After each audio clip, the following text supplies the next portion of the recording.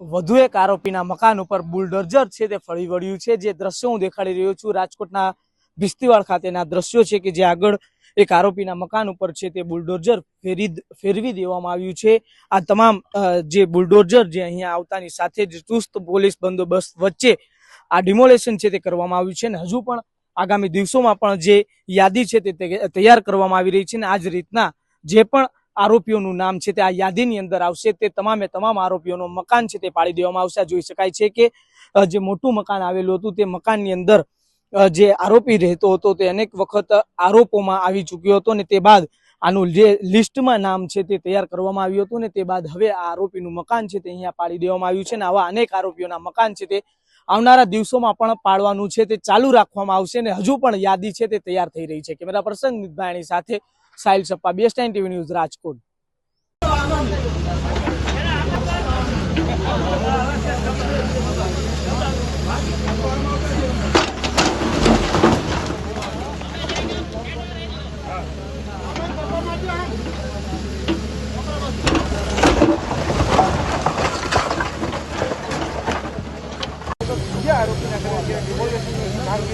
હાથ ધરવામાં આવ્યું છે। ખાસ કરીને જે આરોપી છે તે સહિતના